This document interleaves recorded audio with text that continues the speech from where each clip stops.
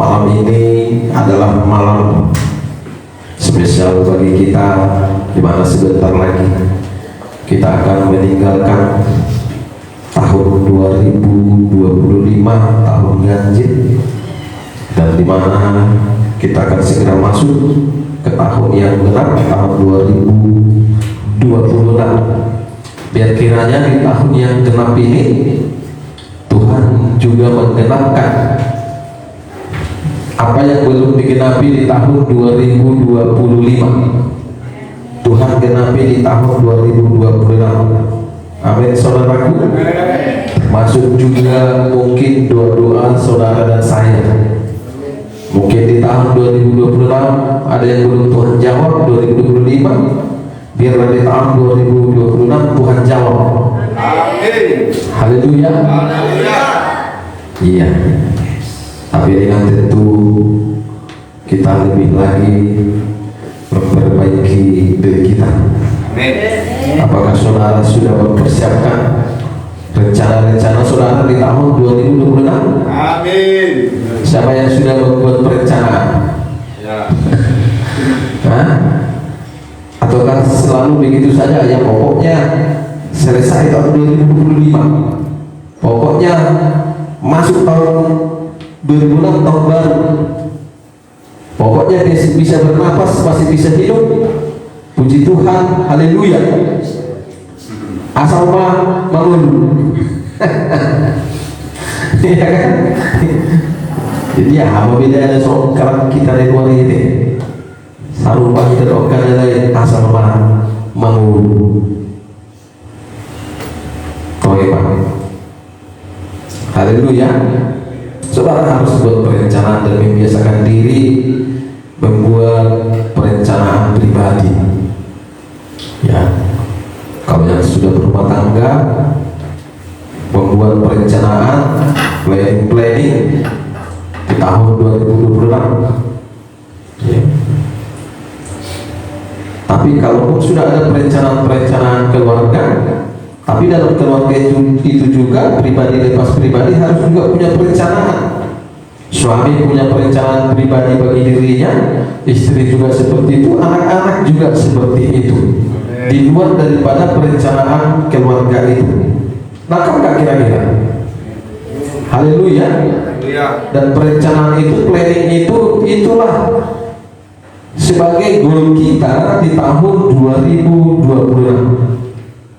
Ya, saudara harus paham, hidup itu nggak akan menyenangkan kalau nggak ada perencanaan.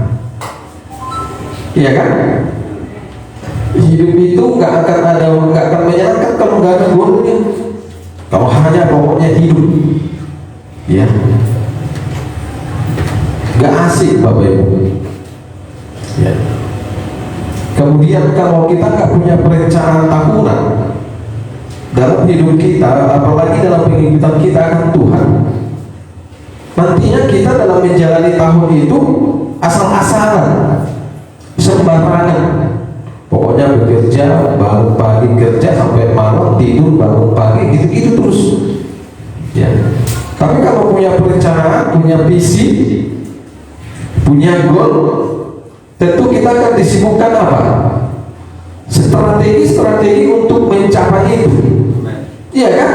Sehingga nggak ada kesempatan hal-hal yang lain yang negatif yang seharusnya nggak perlu kita kerjakan sepanjang tahun itu, atau tidak perlu kita pikirkan, atau tidak perlu kita masukkan ke dalam hati kita, karena sudah penuh hati kita dan pikiran kita dengan strategi positif untuk mencapai apa yang sudah kita rencanakan, kita gurkan di tahun 2026. Begitu. Jadi seperti saya bilang kemarin, saya selalu siapkan di dalam hati saya apa yang harus saya kerjakan setiap tahun, termasuk dalam pelayanan. Ya, dan selalu saya tutup pergantian tahun itu dengan puasa.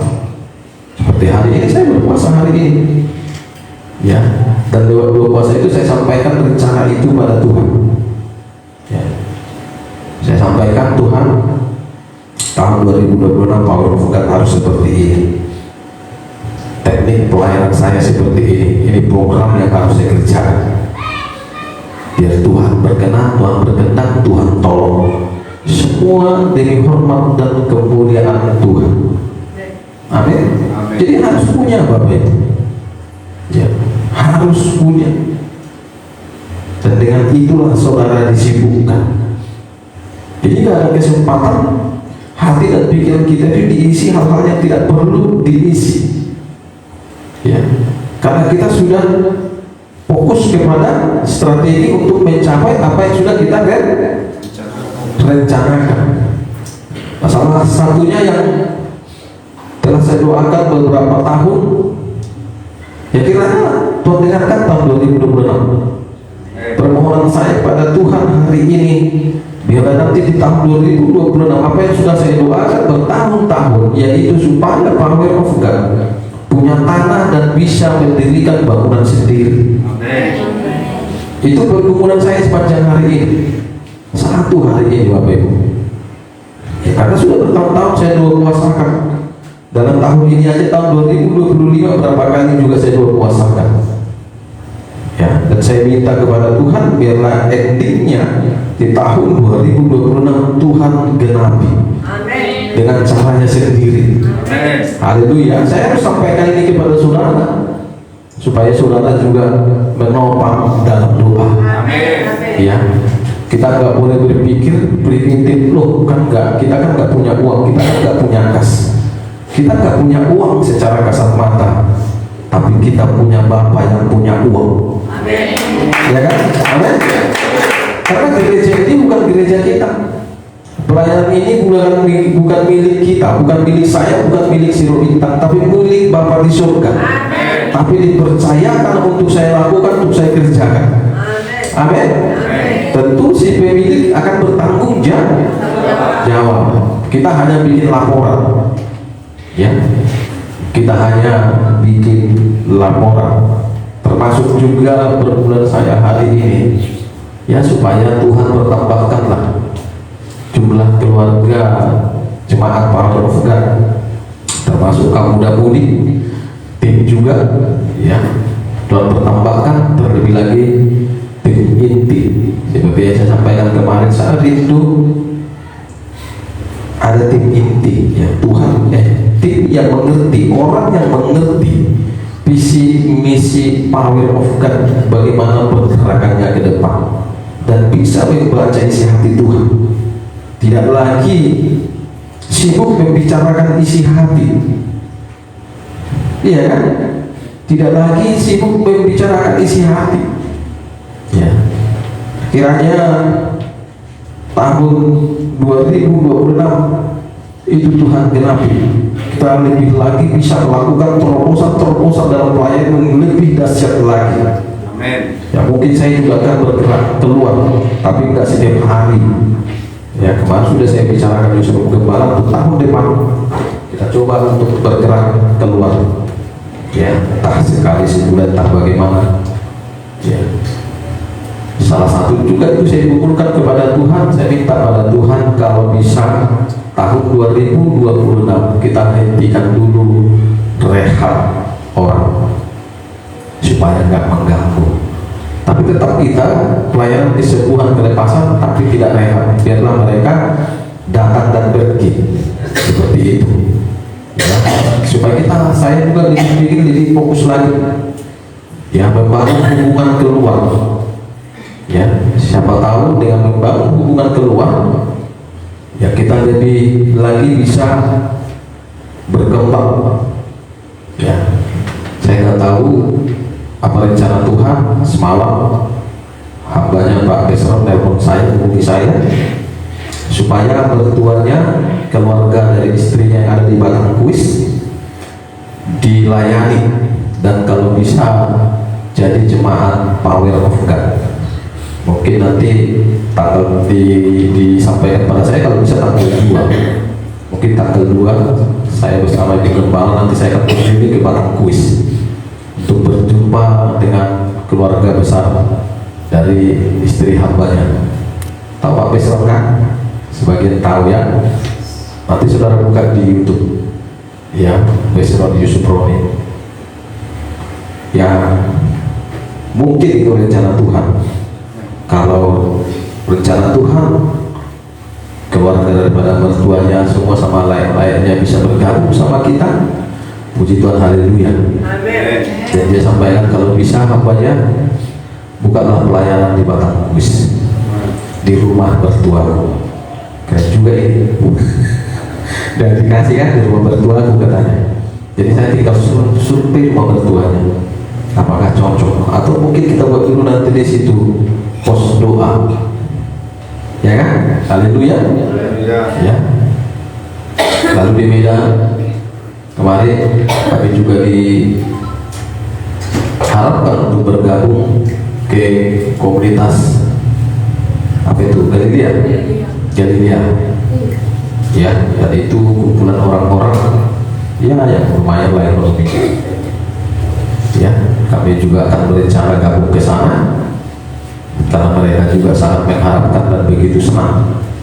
Waktu kami selesai pelayanan khotbah, mereka bilang kami pun mengharapkan Pak Robintang tahun depan bisa bergabung dengan Galilea. Ya, siapa tahu dengan dua ini kita bisa lebih berkembang, bisa lebih lagi menjangkau jiwa. Ya, seperti pergumulan saya juga tahun ini, saya ingin memang ada cabang Power of God, tapi bukan karena ada ambisi-ambisi supaya kaya. Salut. Dan berikan ketahuan kepada saudara, dari tahun yang lalu dan tahun sebelumnya pun ini sudah saya rencanakan bahkan beberapa tahun yang lalu. Tapi karena selalu dihalang-halangi, beberapa kali kita mau buka di Medan terhalang karena dianggap mau cari duitnya Bapak katanya. Padahal tidak. Ya, karena saya tahu kapasitas kita di tempat ini, bagaimana kapasitas jemaat. Saya bilang sama Guru Gembala kemarin, saya tahu kapasitas jemaat kita walaupun mereka sudah baik dalam kekurangannya keuangan mereka, tapi mereka tetap berkemurahan untuk menopang pelayanan semampu mereka. Tapi saya juga nggak mau berlama-lama membuat saudara terlalu terbebani.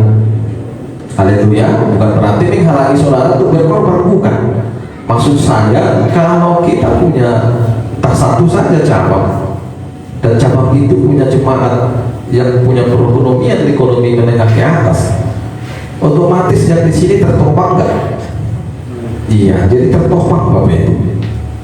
Jadi yang dari sana menopang kemarin itu maksud saya nggak ada tujuan lain, karena kita tahu kapasitas paham itu keuangannya bagaimana. Tambah lagi sesuai dengan nubuatan bahwa tahun besok tahun 2026 keadaan ekonomi Indonesia akan semakin sulit.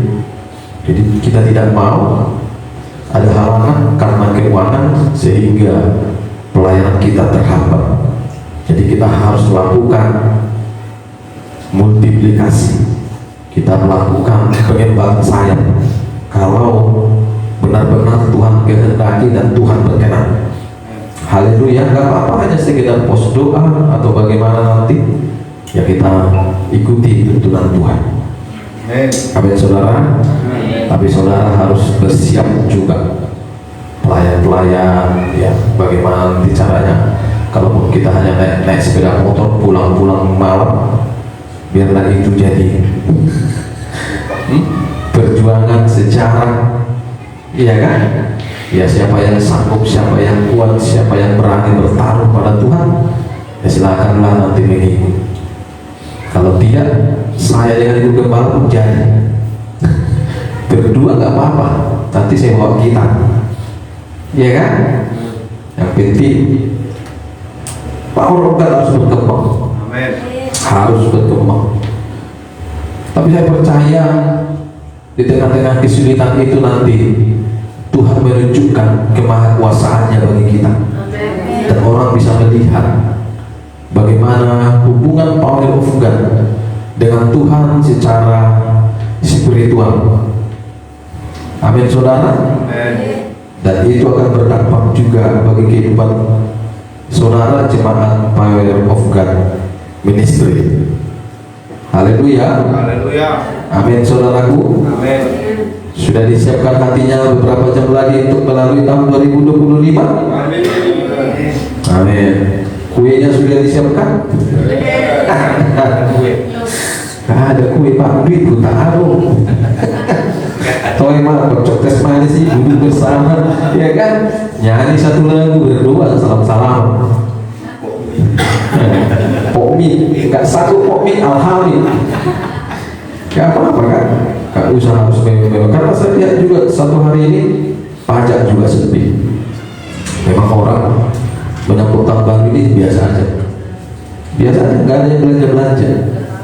Beda dari tahun semalam masih ada ya.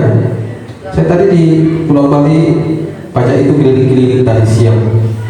Nggak ada orang. Biasa nggak ada apa-apa. Ya, belum masa Batak nah lanokan.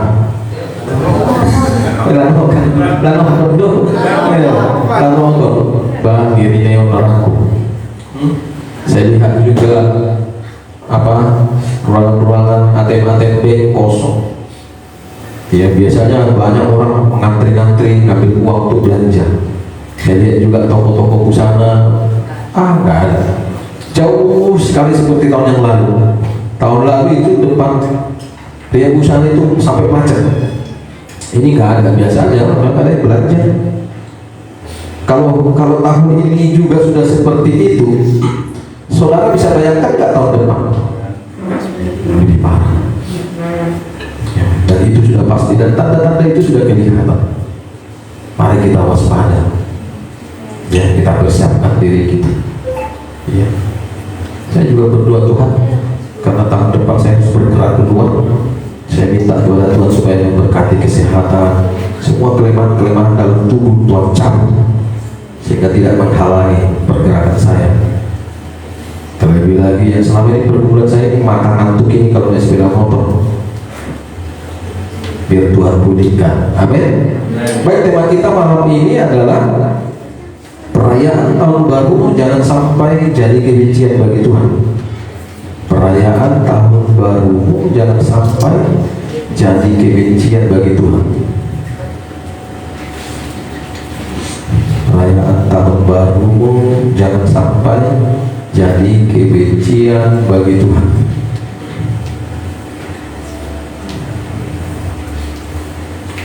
Ya, perayaan tahun baru jangan sampai jadi kebencian bagi Tuhan.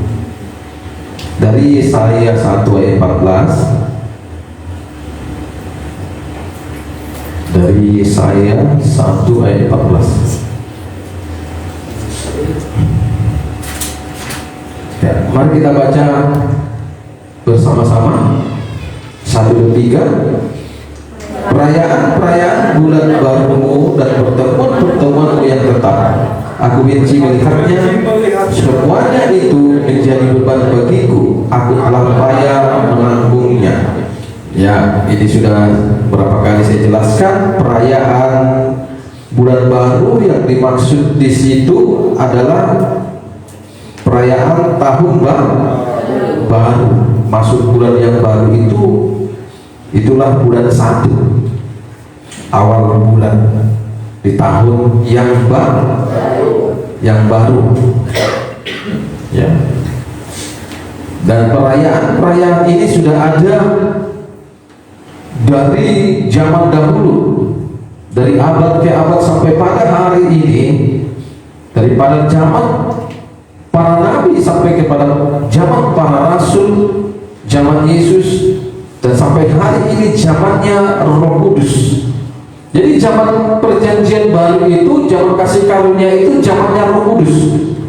Jadi setiap zaman itu ada namanya zaman para nabi, zaman Yesus, zaman para rasul, dan sekarang zamannya zaman Roh Kudus. Ya. Di mana Roh Kuduslah yang bekerja memberikan pernyataan-pernyataan kepada kita melalui para hamba Tuhan. Nah, dan perayaan ini sudah ada, makanya ada kata tetap. Tetap itu sudah menjadi kebiasaan yang tidak bisa ditinggalkan dan tidak bisa diubah. Itu maksudnya tetap. Dan memang kita lihat mulai dari kita lahir kecil, setiap tahun ada perayaan tahun baru. Ya. Tapi Tuhan bilang dia benci, ya. Bukan perayaannya yang salah. Salut. Bukan perayaannya yang salah. Apanya yang salah sehingga Tuhan benci? Manusia?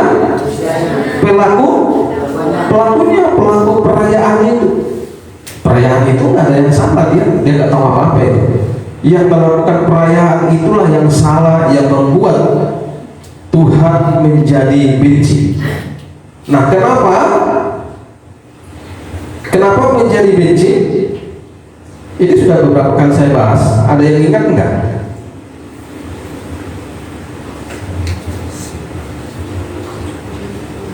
Karena coba, ayo saya kasih ayatnya, ayat 10 sama ayat 16. Siapa yang bisa mengambil kesimpulannya? Nah, kenapa Tuhan benci? Jawabannya ayat 10 dan ayat 16. Ayo coba baca. Lalu siapa yang bisa mengambil kesimpulannya? Karena ini Pak. Ayo.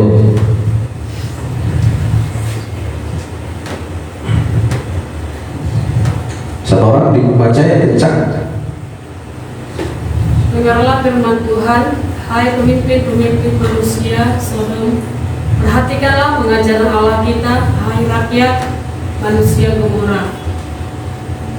16. Ya. Basuhlah, bersihkanlah dirimu, jauhkanlah perbuatan-perbuatanmu yang jahat dari depan mataku, berhentilah berbuat jahat. Ya. Nah, kenapa jadi kebencian bagi Tuhan perayaan tahun baru itu? Dari ayat bacaan 10 dan 16 yang baru saja dibaca, apa yang bisa saudara simpulkan? Mengangkat diri. Yang lain, ayo mulai dari ayat 10 16. Coba saya mau ajak saudara supaya bisa mencerna firman Tuhan, terbiasa. Coba aktifkan rohnya. Saudara dengarkan apa kata rohmu, jawabannya. Bukan pikiran, kalau pikiran bisa melenceng. Tapi kalau roh pasti, karena firman itu adalah roh itu sendiri. Tidak memperhatikan pengajaran Tuhan. Iya. Karena tidak memperhatikan pengajaran, akibatnya tidak ada pertobatan. Jadi tahun ke tahun seperti itu. Ya. Tidak memperhatikan pengajaran Allah, itulah firman pengajaran, ya. Sehingga tidak ada pertobatan, dari tahun ke tahun seperti itu. Ya. Gak ada perubahan. Perayaan itu selalu menjadi kesempatan untuk berlaku dosa, berbuat dosa. Karena manusia ini tidak mau memperhatikan pengajaran Allah. Memperhatikan pengajaran Allah dengan tujuan apakah yang dia kerjakan itu sesuai atau tidak. Manusia nggak mau tahu. Seperti yang saya bilang kemarin di hari Natal. Hari Natal juga pergi ke kuburan, tahun baru juga pergi ke kuburan. Ya, malam Natal ada orang di kuburan, malam tahun pergantian tahun pun ada orang di kuburan. Nanti saudara itu yang dipahami tentang saudara, pasti ada orang di kuburan. Iya kan? Selamat tahun baru Bapak.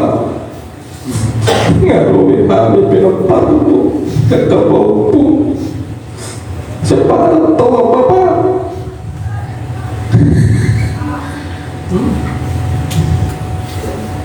Tapi aku pahami Bapak di tahun berbaru lembing-lembingkan mulu nabi ke bawah. Di Natal pun begitu dia. Ya. Jadi tidak ada perubahan, tidak ada pertobatan. Ya.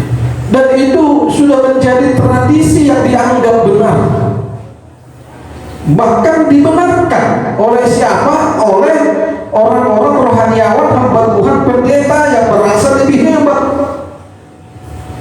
Ya. Kayak kemarin waktu sibuk di Facebook kan ada mereka itu hamba Tuhan, ada yang aduh luar biasa. Mereka bilang kalau gitu Pak Rubintang kalau mati nanti campakkan aja kemarin. Ya. Nggak salah kekuburan hari Natal, hanya membersihkan kok. Ya seperti saya bilang kalau hanya membersihkan, kenapa harus hari Natal? Berarti alasan hari biasa kan bisa. Ya, hari-hari biasa kan udah banyak tanggal merah. Kenapa harus hari-hari besar, hari tertentu? Hari-hari yang dikhususkan untuk Tuhan.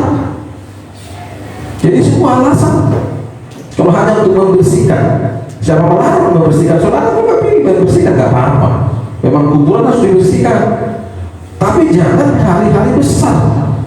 Kalau hari-hari besar itu menandakan hatimu itu bukan hanya untuk membersihkan, itu bohong. Tapi kalau sudah ada ikatan tertentu di situ, benar kan?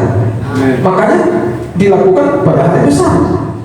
Kalau hatimu nggak terpaut kepada kuburan itu, hari biasa kan nggak jadi masalah. Ayo kita bersihkan kuburan, kayak udah sepak itu nanti dipikir orang nggak ada kuburan di situ, boleh. Yang masalah bersihkan kuburan. Jangan pula netes air mata. Ya beda lagi ceritanya. Berarti kau mengenang dia, ya kan? Memang nggak kau bilang, nggak kau bilang kan? Tapi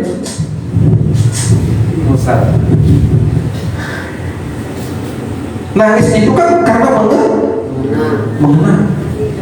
Sementara Alkitab berkata kenangan bagi mereka sudah tidak ada, sudah hilang. Masih ingat ayatnya? Ayo, ingat ayatnya. Tak mana?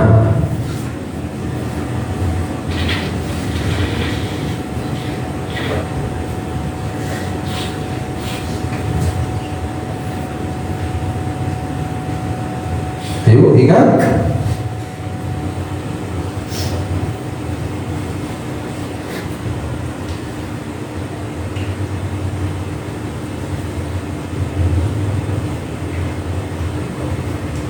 Pengkhotbah pasal 9. Ayo. Torah. Karena orang-orang yang hidup tahu bahwa mereka akan mati. Tetapi orang yang mati tidak tahu apa-apa. Ya. Tak ada upah lagi bagi mereka. Ya. Bahkan senangan kepada mereka sudah lenyap. Iya. Sudah lenyap. Gak ada lagi. Ya. Jadi kenapa orang bisa nangis di kuburan? Ya karena dia mengenang kebaikannya, mengenang sifat-sifatnya, mengenang pendiriannya dan sebagainya. Ya, akhirnya sedih. Dingin ya, matikan aja besar. Enggak, konsen lagi kuliah wujud tadi lah karena kedinginan. Dia bilang konsen no firman. Karena malam itu dingin dia. Jadi nggak ada lagi kenangan. Kenapa nggak ada lagi kenangan? Karena mereka nggak tahu apa-apa lagi. Sudah jadi tanah. Lalu ajaran gereja tertentu berkata mempercayai, nggak usah kita sebutkan nama gerejanya. Ada ajaran gereja tertentu yang percaya bahwa roh orang mati itu masih ada di bumi, masih ditayangan, dan itu berlawanan dengan Alkitab. Kita nggak tahu dari kitab mana diambil. Karena sudah berapa kali saya katakan orang meninggal itu rohnya diambil. Sudah saya jelaskan bahwa ada dua tempat, Hades dan Firdaus. Hades tempat orang mati yang tidak percaya. Firdaus tempat orang percaya. Dan nanti dua-duanya akan dikeluarkan kembali ketika Yesus datang yang kedua kali untuk disidang. Diberitahukan, dibuka buku kehidupan sesuai dengan kitab Wahyu. Ya, buka kitab Wahyu, keluarkan sekitar Tuhan, dikeluarkan. Mana buku kitab kehidupannya? Siap, Yesus, kata malaikat, dibaca. Kena Nuh pada tanggal sekian, bulan sekian, tahun sekian. Kata malaikat, kami lihat kau ambil bunga. Iya kan? Gitu. Pak Wiranto baru menjahit katanya. Dibaca semua apa yang kita lakukan. Mana yang salah, mana yang melanggar, diberitahukan lalu dibuat keputusan ke surga atau neraka. Ketika Yesus ketuk palu surga, ya ke surga. Ketika Yesus bilang neraka, katanya maka dilempar ke neraka, api yang menyala-nyala. Ya, jadi salah kalau mereka berkata masih bergentayangan. Ya. Tidak ada 3 roh di dunia ini, hanya 2 roh yang ada di dunia ini yang bergentayangan. Apa itu? Roh iblis, roh setan, dan roh kudus. Hanya itu, nggak ada yang lain. Ya, tidak ada lagi. Ya, kecuali lagi ditambah lagi malaikat. Ya, semuanya paham. Hanya itu aja. Ya. Jadi kenangan mereka sudah tidak ada.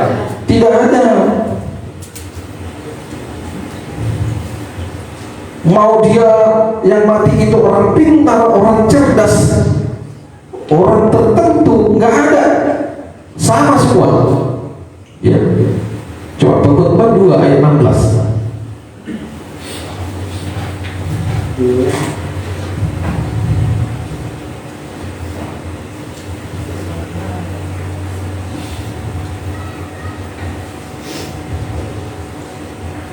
Ayo, apa katanya?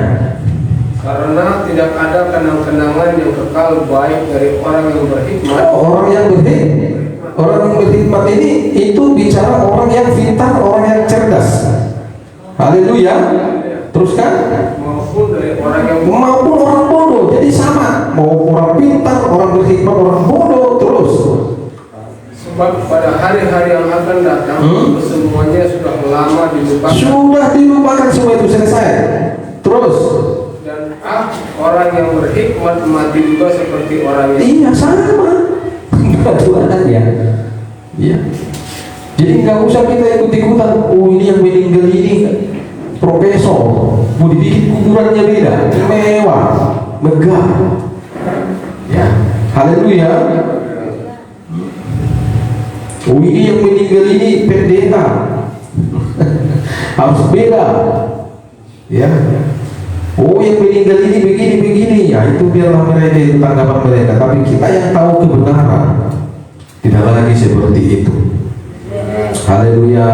Kelak saudara saya makin tua pesankan kepada keturunan, kalau mama bapak meninggal, gak usah sibuk-sibuk kalian bikin semen, bikin mewah-mewah. Ya, kita ikuti aja agama seper. Kan hanya pakai apa? Disangkan sederhana aja. Kita yang berlebihan udah cukup.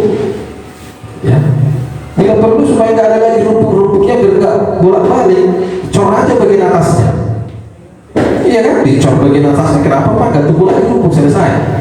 Baru kiri kanannya cor kira-kira berapa cengkal. Jadi mau berapa tahun pun nggak akan ada lagi rumput di situ. Jadi nggak ada alasan bersihkan kuburannya kami, bukan pernatal, nggak ada lagi. Jadi alasan-alasan itu dibuang. Atasi si jahat itu sebisa mungkin, jangan menggoda kita memberkalakan kuburan dengan cara bagaimana, ya udah cor aja bagian atasnya. Ya, kalau hari ini kuburan orang tua saudara belum dicor atasnya, corkan aja udah selesai. Gak ada rumput-rumput, jadi gak ada alasan ke kuburan. Haleluya. Iya.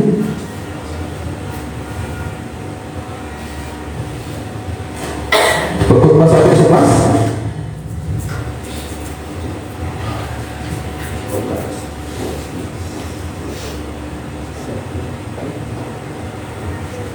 Kenang-kenangan dari masa lampau tidak ada. Iya. Dan dari masa depan yang masih akan datang pun tidak akan ada kenang-kenangan pada mereka yang hidup sesudahnya. Gak ada lagi. Kenangan sebelumnya pun sudah tidak perlu, kenangan ke depan pun tidak ada lagi. Ya. Jadi sudah selesai. Amin. Paham sampai di sini ya tentang orang mati ya. Jadi kalau mereka bilang kalau sudah sesatnya pendeta kalian itu, bilang enggak. Semua sudah tertulis, bilang. Ya. Kita yang sesat, kalian yang sesat, mau melakukan sesuatu yang melanggar firman Tuhan, dan itu tidak perlu diikuti. Ingat, menghormati manusia itu bukan setelah mati, tapi menghormati manusia itu ketika dia hidup. Ya. Lalu ada banyak orang, bahkan pendeta hamba Tuhan, bahkan sudah bergelar S2, S3 berkata, lalu bagaimana Maria yang di kuburan itu terus diungkit-ungkit, Bapak Ibu? Tadi juga ada yang mengomentari saya tadi, kayaknya perempuan itu. Lalu gimana itu Pak Rubintang? Kuburan Yesus kan didatangi para pendatang ke Israel sana, bahkan pendeta-pendeta untuk berziarah. Saya bilang itu kan bodoh. Gak ada perintah Yesus supaya kuburannya diziarahi. Yang kedua, apa yang diziarahi Yesus kan gak ada di situ lagi. Itu hanya tempat dulunya di mana mayatnya diletakkan di situ. Mayat itu sudah gak ada lagi. Tempat itu hanya sebagai sejarah. Lalu kenapa diziarahi? Karena manusia goblok. Ya. Itu nggak boleh lagi disebut sebenarnya kubur Yesus, karena dia nggak ada mayatnya di situ. Dia kan bangkit. Itu ada saya bilang.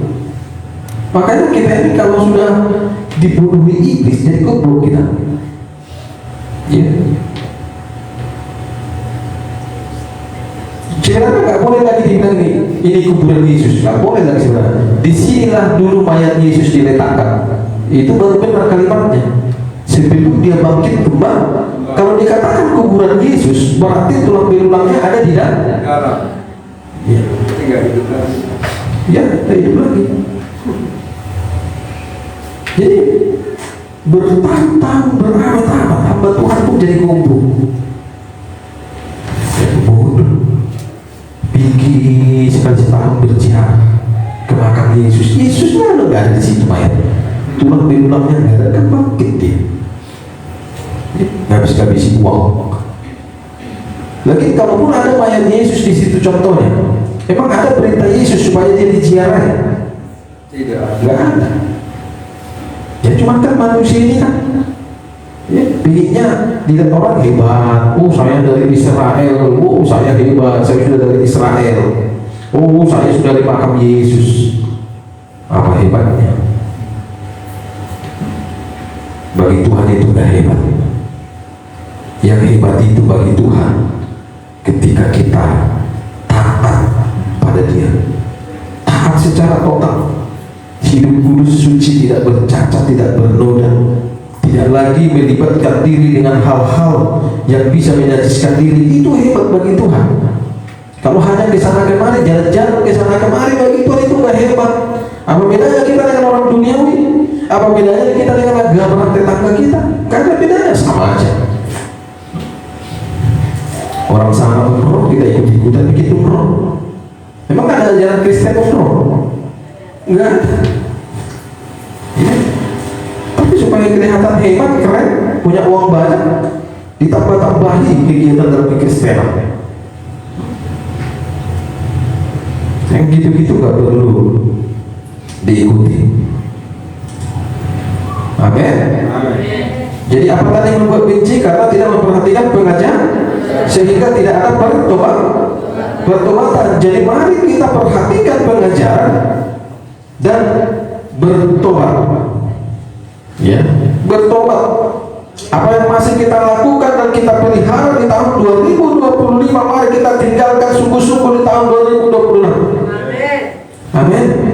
Iya. Saya di Bapak Ibu, setiap tahun saya masih bergumul. Di luar yang tadi saya sebutkan tadi, kita bicara sifat-sifat karakter.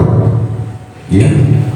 Karena saya sampai hari ini, walaupun sudah sangat jauh menurun, itu saya sekian persen itu sifat emosional amarah itu masih terbawa, tapi nggak seperti dulu lagi. Tapi saya tidak bergumul setiap tahun. Bahkan tahun ini juga dalam puasa hari ini pun saya masih bergumul, Tuhan, saya mau jadi orang yang lebih lemah lembut lagi.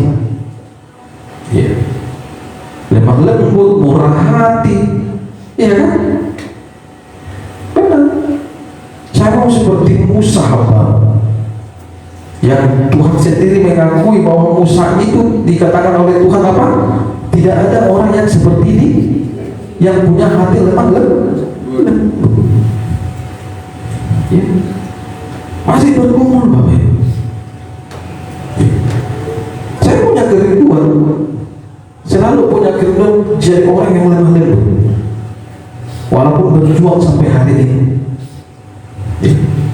Jadi saudara bukan hanya berjuang dari soal ekonomi, keuangan dan sebagainya, maunya hidup lebih baik lagi. Saudara juga harus berjuang berperkara setiap tahun. Bagaimana hati saudara? Ya. Perjuangkan hati itu setiap tahun, perkarakan begitu. Tuhan, hatiku Tuhan tahun ini masih seperti ini. Aku mau di tahun 2026 ada perubahan. Saya nggak mau seperti ini Tuhan hatiku, karena itu akan membawa aku kepada dosa. Ya. Haleluya. Makanya seperti yang saya sampaikan juga tahun yang lalu, kalau kita nggak berani mencatat kelemahan-kelemahan kita akui di hadapan Tuhan, apa yang saudara perkarakan? Nggak ada. Makanya manusia-manusia sekarang hanya sibuk aja, dia sibuk perubahan keuangan, ekonomi, masa depan dan sebagainya. Padahal ada yang lebih harus lagi yang harus diubah. Apa itu? Sikap hati yang nggak pernah di hadapan Tuhan, karakter, attitude dan sebagainya. Ya. Amin. Masih bergumul loh, ya. Ini saya lihat tiap tahun bergumul. Ya. Tadi juga penyembahan saya gumuli karena posisi puasa Tuhan. Aku mau malam ini taruhkan aku hati yang baru. Ya, hati yang benar-benar lemah lembut, penuh kasih, murah hati. Ya. Bergumul. Jangan nyaman dengan hatimu yang terus seperti itu. Ya. Haleluya. Hati yang masih ada misalnya kekikiran, kepelitan, minta Tuhan ubahkan jadi hati yang murah hati, sudah memberi. Ya, jika hatimu masih gampang cemburu, marah tanpa alasan, minta sama Tuhan, malam ini Tuhan selesaikan. Begitu lewat jam 12 masuk tahun 2026 hilang semua. Iya. Karena itu bisa menghalangi. Iya.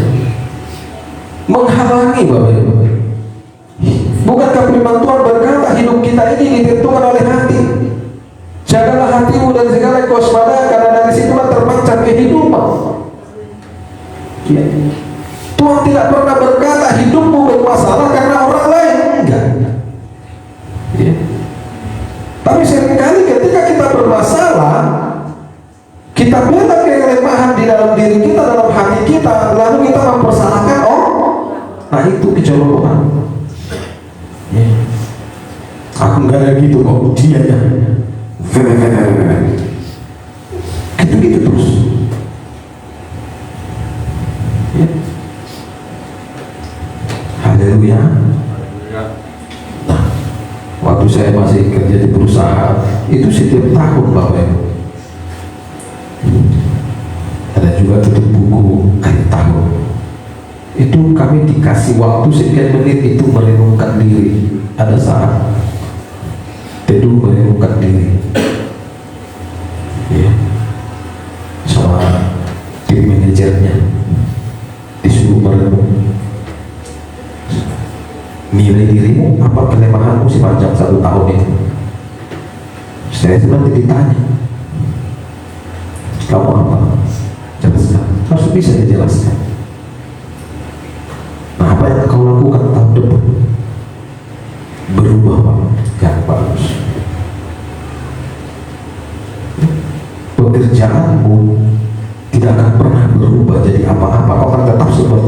kalau tidak mengubah sikap hati. Gak bisa Bapak. Saudara akan hanya jadi orang yang suka menghayalkan kehidupan orang lain. Kok bisa dia hidupnya bagus, bahagia kali dia, menghayal aja kita. Ya kan? Orang sana kan memperkarakan hatinya, setiap tahun dia ubah, setiap tahun. Dan saya melihat orang-orang sukses itu yang memang seperti itu. Kadang-kadang nanti kami duduk di salah satu kafe, kami ngobrol. Saya perhatikan mereka ngobrol. Ketika manajernya berbicara, saya cermat. Dia bercerita bagaimana dia setiap tahun, apa yang dia lakukan.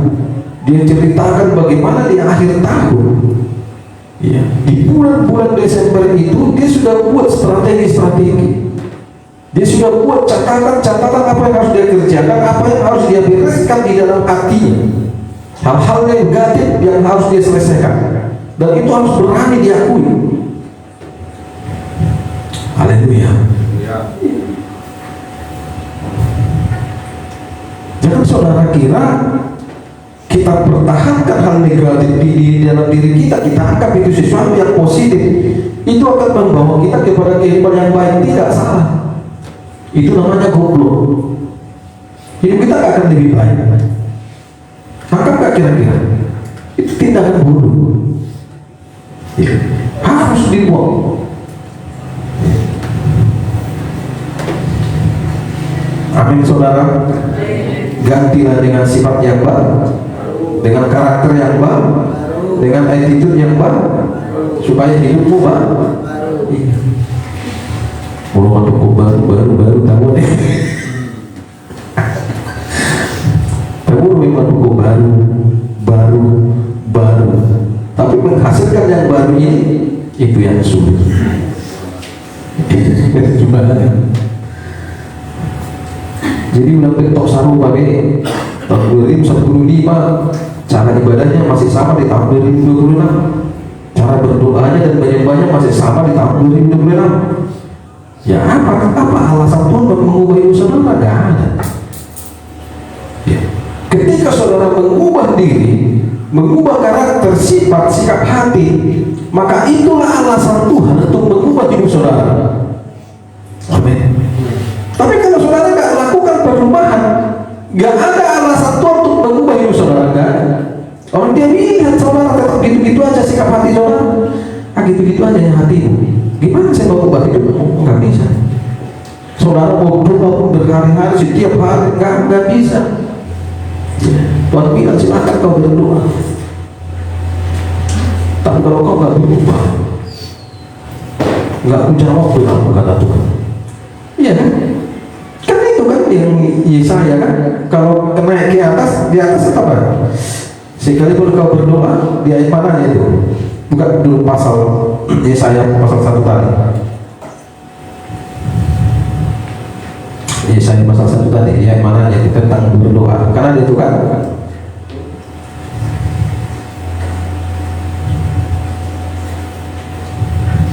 ayo. Ya, di ayat 15 ya. Dekat rupanya. Ayo turun ke bawah, apa katanya?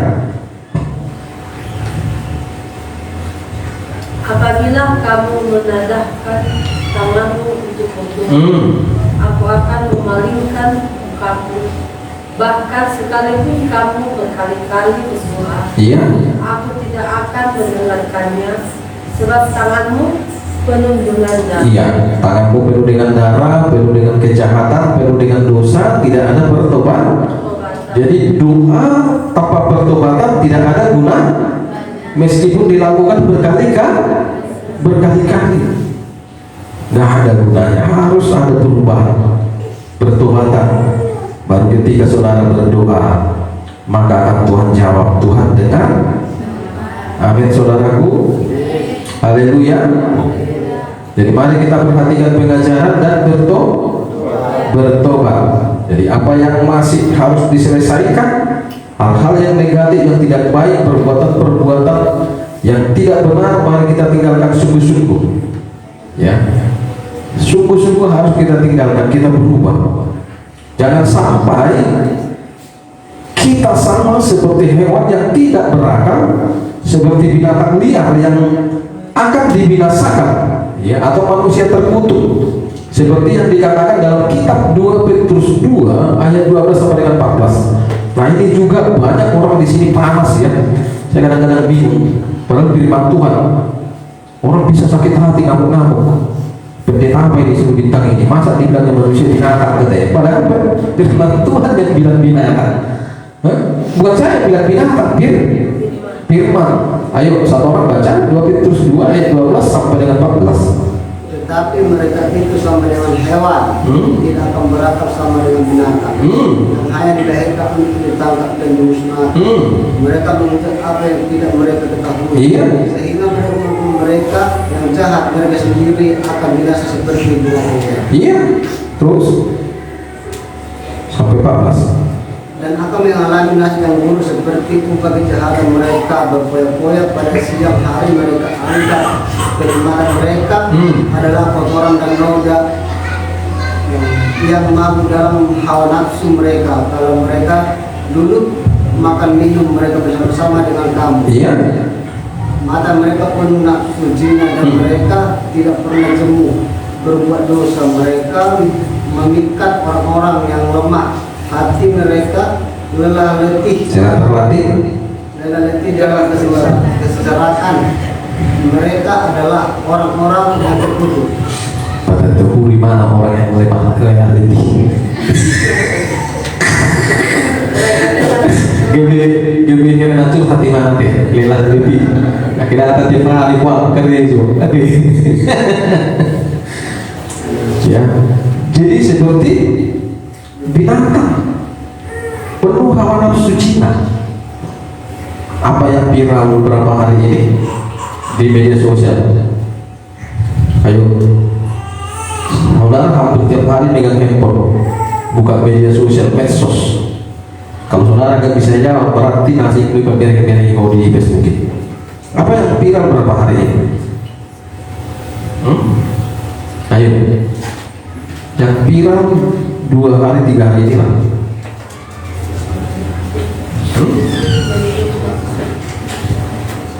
Pastor Mekhamidi, jemaat anak gadis, jemaat salah satu jemaat, ya, dan itu di pastoral. Siapa itu nama pastornya saya lupa. Pastornya ganteng, masih muda.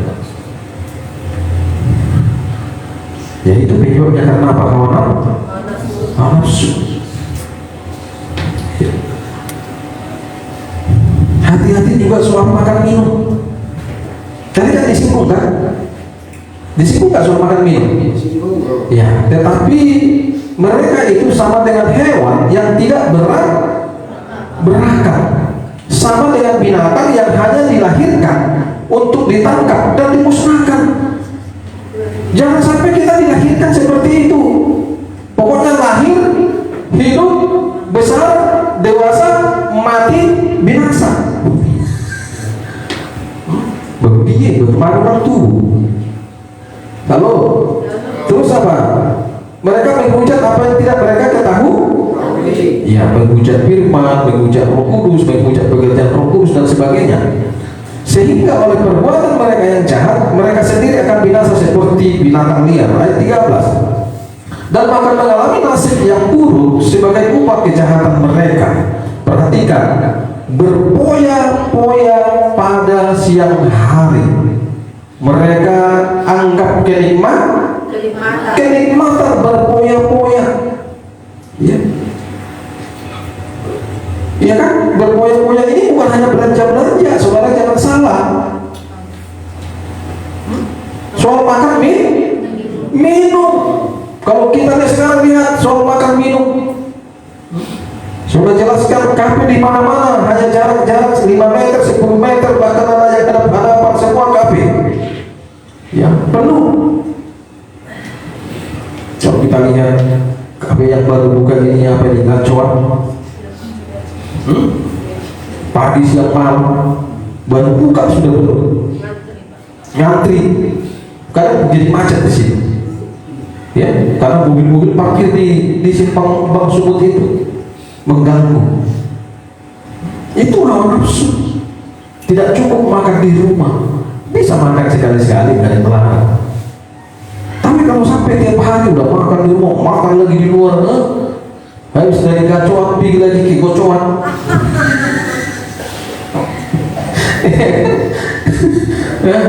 Besok kemana kita lagi katanya? Oh itu sudah hawa nafsu, dari ini ceritanya.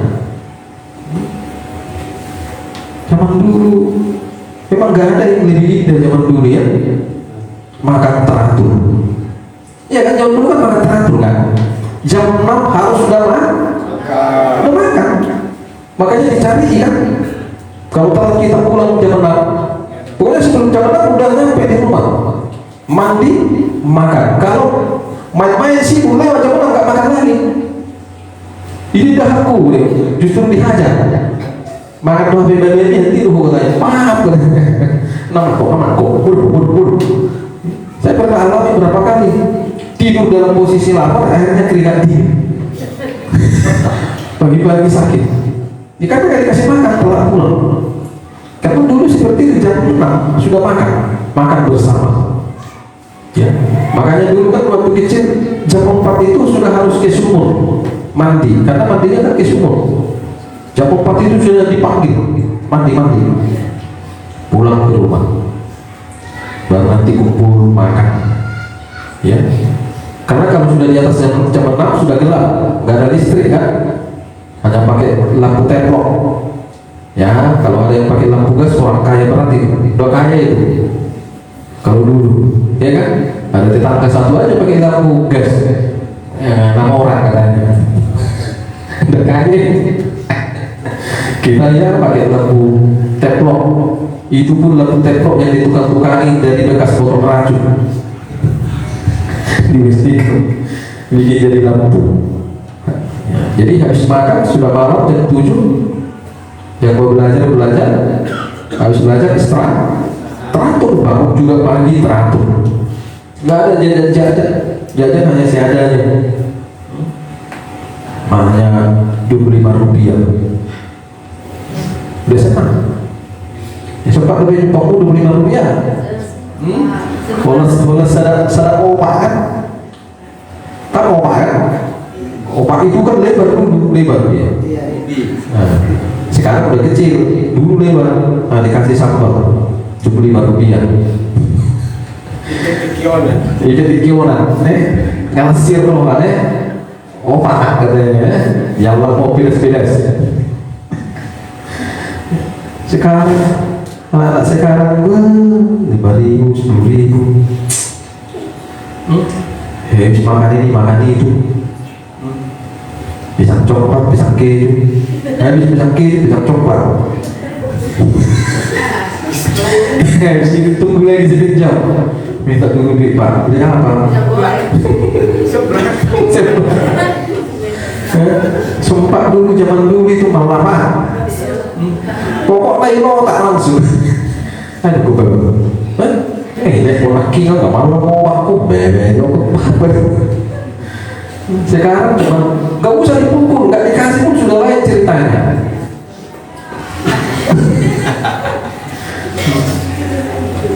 Ngambek, pura-pura tidur, padahal nggak tidur. Karena kan angkat tangannya. Jangan disuruh. Lagu dah kali yang kata pasangan.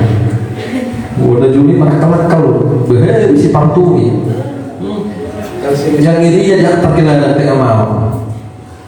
Pernah saudara lama itu saya pernah. Berapa kali diantar ke ladang. Tangan lebih baru. Bujuk setir. Pegang. Iya di bawah ke ladang. Kan ada dulu kan setiap ladang itu ada kubu. Kalau di sini tidur satu malam ini, di situ tidur. Enggak bohong. Gak bisa tidur karena banyak suara-suara. Katanya kan, gini-gini lah kan. Gelap karena listrik. Lihat sana gelap, lihat sini gelap. Sampai kita tidur dalam ketakutan. Bangun pagi-pagi baru pulang, udah gemetaran. wah ini rasa kok untuk mati kok tanya lagi ya. Iya ngerti dulu hajaran orang tua itu ngerti. Kalau kita sekarang udah disonggak pengen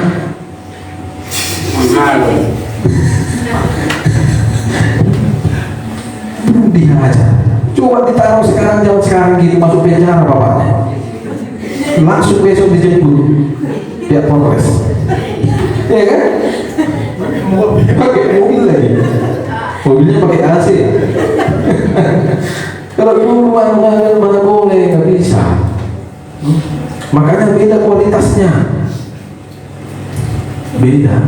Pernah lagi saya disuruh tidur di pohon. Tidur di pohon satu malam. Yang herannya nggak jatuh. Saya bangun udah pagi baru jatuh. Bapak bilang sendiri. Soalnya jatuh Jujur saya cari boleh. Saya kelar.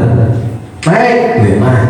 Apa bapak naik tidur di situ, si umur pulang di bawahnya saya cari pulang. Benar dia pulang. Pulang udah kayak gitu.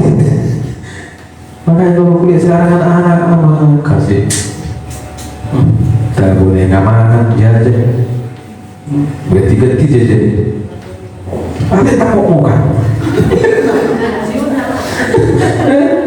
kita dulu kan makan sedikit kerja keras saya mau makan cukup piring cuma wasakul wasakul pikiran pulang dari ladang perut lapar gak boleh jajan mandi makan. Haleluya. Jadi mana tadi kita? Jadi mari ya sungguh-sungguh ya jangan sampai seperti binatang ya masih buruk mana tadi oleh perbuatan mereka yang jahat mereka sendiri akan binasa seperti binatang. Nah, soal berpoya-poya tadi ya makan minum ya kan. Terus yang keempatnya mata mereka penuh dengan nafsu cina dan mereka tidak pernah jemu berbuat dosa, nggak bosan-bosan ya berbuat dosa. Setiap tahun ya setiap akhir tahun berbuat dosa. Nah, kalau kita ke rumah-rumah orang kita Batak ya itu malam seperti ini di rumah itu sudah tersedia minuman. Kalau nggak tua bir untuk nanti jam 12 malam. Iya kan? Ngumpul keluarga. Ibadah ada ibadah, tapi di tengah-tengah ibadah itu ada alkohol. Ada minuman, ada rokok-rokok. Ya, tapi ada ibadah. Nanti jam 12 setelah di kampung-kampung udah kedengaran itu semua. Dumsal kutar naburuki Omahuku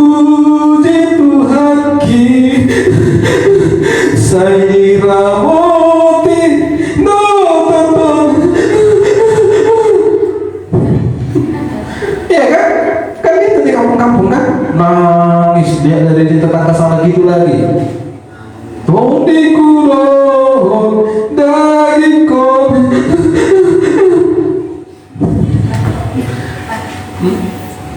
Nangis waktu nyanyi, nangis waktu bicara, nangis waktu berdoa, nangis waktu minta maaf. Habis itu minum tua, minum bir, merokok, makan minum, lakukan dosa lagi, munafik.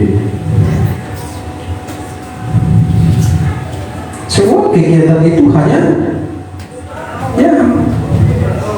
gaya-gaya. Bisa gak tidur satu malam hanya makan minum tua sambil ngobrol nyanyi. Ada lagi yang dihidupkan dari saya di Tosper, kebetulan Tosper orang kita Batak, jadi yang punya Tosper itu udah pada datang familinya. Saya lihat oh ini familinya udah pada datang.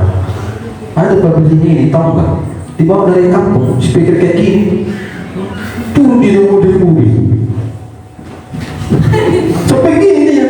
Rupanya yang udah Tosper tuh mamanya tuan selalu masuk Oh, gue di sini ke Tuhan baptis kita sama minum kan. Atau itu orang kan? Berbaca dulu dibacakan keren. Benar yang apa orang? Jadi saya pergi nonton kan tuh soal baptis lagi kan. Baik Tuhan kan. Goyang Tuhan kan. Doa Tuhan kan. Kita kan kali harta kemana aja terus kemana aja. Baru goyangin mau tulang kok beli. Habiskan satu malam tahun baru sambil mimpi. Kita ada lagi itu, amin. Sudah beda kita. Sudah betul. Tidak lagi mengikuti perilaku itu. Ya, jangan lagi kita ikuti perilaku, perbuatan orang-orang kita yang dahulu, orang-orang tua kita yang dahulu, nenek moyang kita yang terdahulu. Jangan lagi kita ikuti. Haleluya.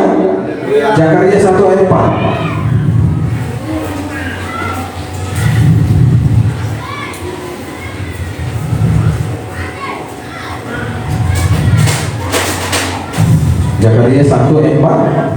Dan terakhir, apa katanya? Janganlah kamu seperti nenek moyangmu yang kepadanya para nabi yang dahulu telah menyerukan.